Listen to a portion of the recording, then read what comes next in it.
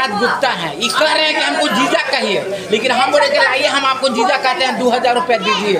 ये कहेंगे हम कैसे कहेंगे जीजा? कहिए जीजा, हम अभी आप न दिए तो दे न दिए। के बार जीजा का वैसे 50 रुपया, के बार 50 रुपया।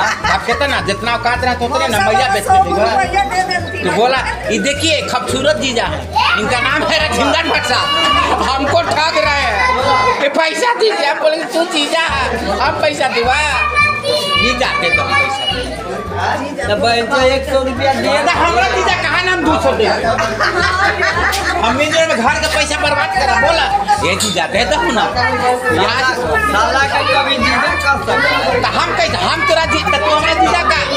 अरे फायदा मारा तू बोलू कि कह दे ना हम 200 दे, हम तो 50 रुपया से 200 में आ गए। हम तो जीजा हुआ तो तू कह दे सका, लेकिन साला हम कैसे कर सकते? कुछ मैया के दामाद दे दो, मैया के दामाद दे दो पैसा, दे दो। आप जो ना 200 के बात है, 200 पर पूजी कराओगे तो पूछिए 20 रुपया कोई नहीं दिया होगा इनको, 20 रुपया। फिर बहन जो झूठ बोल रहा है साला खानदान इसका झूठ है। हम कितना दिए हैं? 20-20 रुपया दिए, अभी झूठ पकड़ा। ये हमारे जीता खूबसूरत जीता है, और 1995 में इनका 1987 में शादी हुआ है। हम लड़का थे, हम बोल रहे हैं बीच सभा में कि आप हमको जीजा कहिए, ठकुराइन के हम के बार जीजा कहिएगा के 50 रुपया देंगे, ताकि बात नहीं मार रहे हैं। ठीक है, तोरा पास रुपया दिखा दो, हम नहीं, हम जीजा कर देंगे भैया। मोबाइल का इनको बात सुनिए, मोबाइल में आज के डेट में पैसा रखता है ना, पैसा समझाते नहीं है।